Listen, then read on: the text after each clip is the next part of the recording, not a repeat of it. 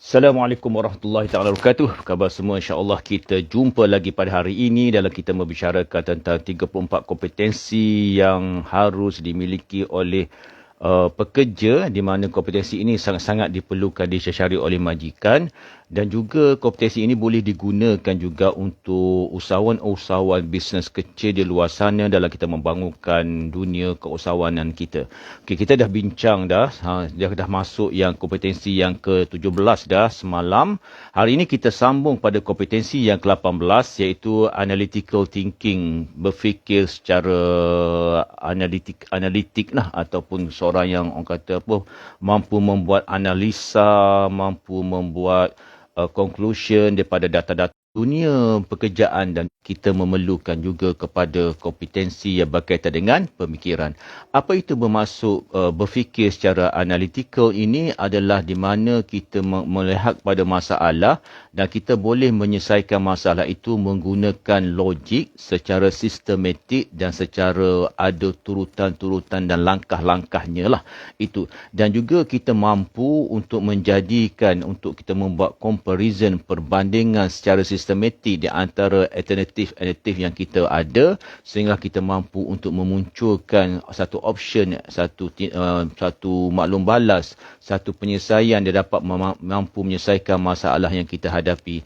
Di samping juga adalah berfikir secara analitikal ini adalah di mana kemampuan untuk melihat kelemahan-kelemahan, kekurangan-kekurangan pada informasi yang memerlukan pada data-data yang lebih mendalam, kerana pada zaman sekarang ni zaman yang banyak dengan perubahan. Apa yang telah berlaku pada semalam tidak mesti sama dengan apa yang berlaku pada hari ini.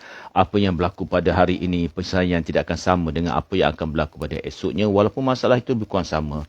Dan seterusnya adalah kemampuan kita untuk melihat ciri-ciri, parameter, dan juga bersedia untuk melakukan keputusan, membuat keputusan berdasarkan situasi-situasi semasa yang ada dan situasi jangkauan kita pada masa hadapan. Dan seterusnya kita mampu untuk melihat kepada masalah yang kompleks yang boleh kita kecil-kecilkan kepada masalah yang kecil-kecil yang untuk kita selesaikan. Kadang-kadang ada masalah besar yang tidak diselesaikan, tapi kita boleh selesaikan masalah yang kecil-kecil. Di samping juga adalah kemampuan kita untuk kita mengimbangi, mengukur tentang kos, benefit, risiko, cabaran dan juga peluang-peluang untuk membina kejayaan. Itu berkaitan dengan pemikiran analitikal pada kompetensi yang akan ke-18. Kompetensi yang ke-19 pula ialah kita bercerita tentang juga pemikiran, tapi pemikiran forward, ke depan.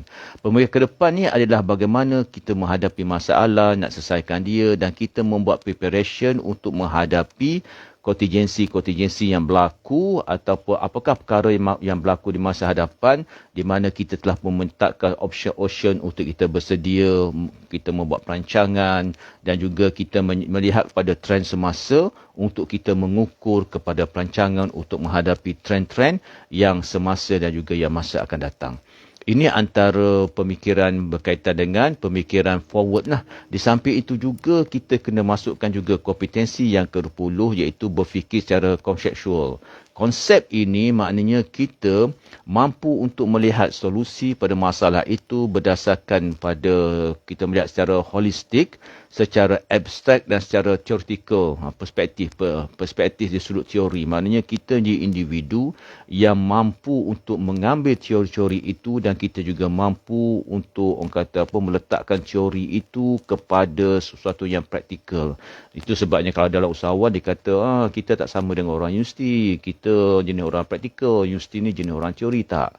Dan dalam keusahawanan juga kita boleh belajar daripada orang yang dalam dunia teori atau theoretical perspektif ini, dan kita mampu untuk menukarkan teori itu kepada dunia praktikal, kerana teori ini juga diambil pada dunia praktikal, tapi diolah dalam bentuk yang abstrak yang lebih besar dan dijadikan macam modul yang tersusun di universiti ataupun oleh pengkaji di peringkat universiti. Tetapi apa yang mereka lakukan itu bukannya tidak sesuai dengan kita, sesuai, dan kita lah akan menyusun mengikut industri-industri yang ada pada kita. Dan pemikiran konseptual ini sebenarnya pemikiran yang juga bagus, di mana kita boleh belajar untuk melihat persamaan, perbezaan di antara situasi-situasi yang berlaku. Kita mampu untuk melihat kepada situasi yang lebih besar dengan meletakkan grafik diagram mengikut orang kata apa, kategori-kategori apa yang telah berlaku itu diletakkan sebagai satu teori. Apakah yang teorinya bagaimana? Teorinya bagaimana? Dan juga kita mampu untuk membina, membangunkan analogi, metafora yang akan menerangkan pada situasi-situasi tersebut. Benda ini memang kalau bagi dunia-dunia yang berkaitan dengan usahawan, kita melihat dunia ini macam tak penting, tapi sebenarnya dunia teori juga penting kerana dia banyak membantu kita ketika kita menghadapi banyak masalah. Itu antara berkaitan dengan kompetensi yang ke-20. Bagaimana kompetensi yang ke-21? Juga berkaitan dengan pemikiran, iaitu pemikiran strategic thinking. Dalam pemikiran strategi ini akan adanya pemikiran analytical, akan adanya pemikiran forward thinking, akan adanya juga pemikiran conceptual. Dalam strategic thinking ini adalah kita melihat apakah yang dikatakan sebagai kekuatan kedudukan bisnes yang ada pada kita sekarang, adakah dia mempunyai daya saing kepada market dan juga industri, bagaimana trendnya, bagaimana existing potensi customer, dan juga bagaimana apakah kekuatan dan kelemahan yang ada pada industri kita untuk kita terus bersaing dengan orang-orang player-player yang berada dalam industri yang sama.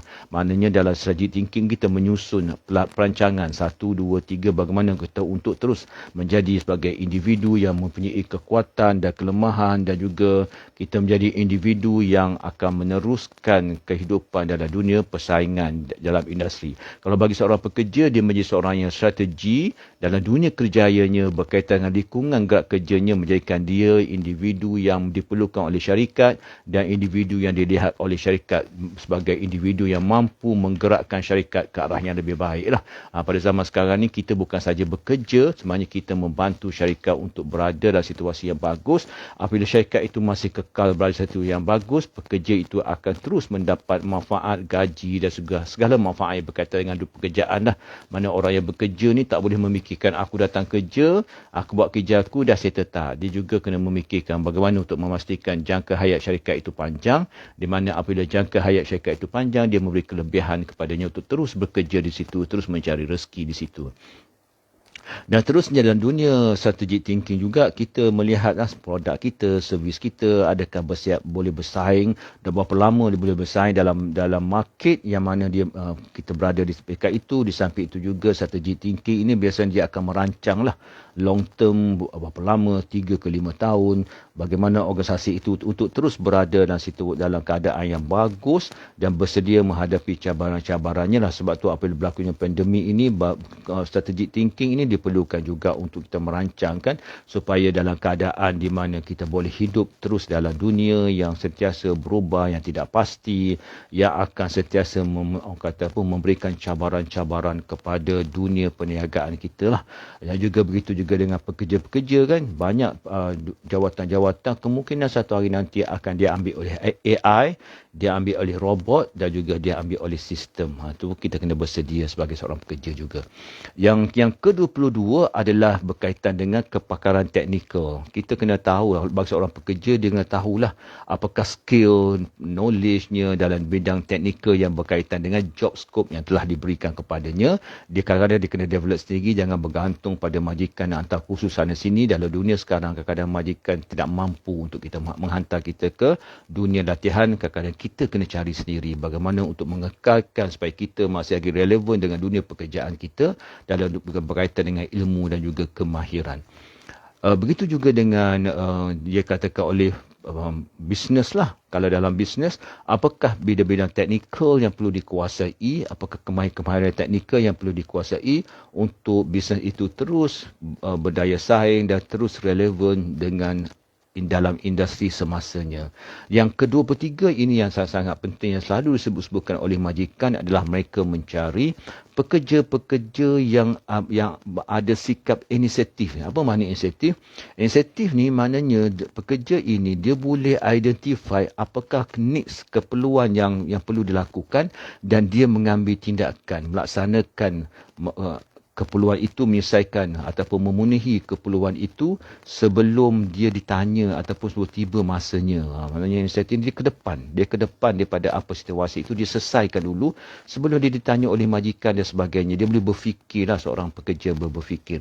Dalam dunia bisnes pun kadang-kadang ada peluang inisiatif yang kita perlu lakukan, tak perlu datangnya situasi yang mengganggu emosi kita bahawa kita nak melakukan. Dia macam forward thinking lah, berfikir ke depan dan menyelesaikan terus dalam lingkungan-lingkungan yang ada pada kita. Dan yang keempat adalah orientasi keusahawanan ini. Kalau mana pekerja yang ada orientasi keusahawanan, dia cukup disukai oleh majikan sebab majikan melihat bahawa pekerja ini boleh membantu majikan untuk terus menjadikan bisnes mereka, menjadikan dunia yang mereka terlibatkan diri itu akan terus maju dan menjadikan syarikat itu boleh berkembang lah.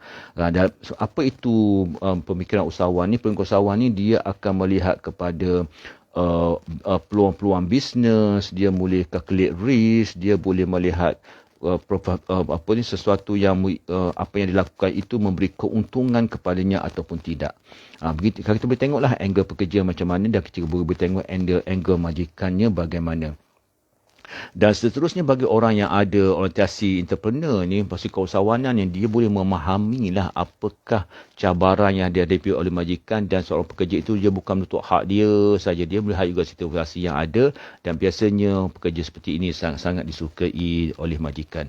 Dalam dunia berkaitan dengan keusahawanan ni, dia bukan satu dunia yang mudah, kerana dunia keusahawanan ini adalah dunia yang sentiasa mencari peluang, sentiasa membuat duit untuk memastikan bisnes itu berjalan dengan bagus, sentiasa membuat calculated risk yang telah pun disusun, dikira kan, supaya kita menghadapinya dengan keadaan yang kita bersedia.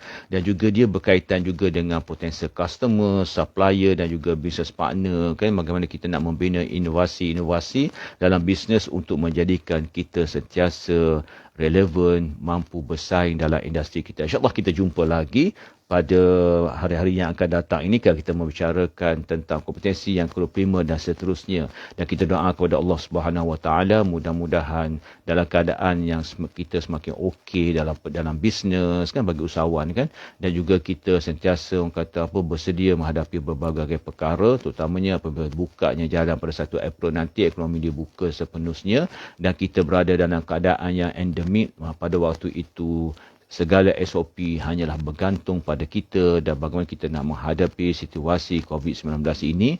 Walaupun sebahagian pada kita dah mengambil dos yang ketiga kan, dan ada yang pekerja macam-macam perangai kan, menjadikan alasan COVID ini sebagai alasan untuk mereka tak nak datang kerja, dan macam-macam lah dunia sekarang yang berlaku kan. Mudah-mudahan dia memberikan kekuatan pada kita untuk kita terus bersama, insya-Allah best. Anda sentiasa terbaik. Assalamualaikum warahmatullahi taala wabarakatuh.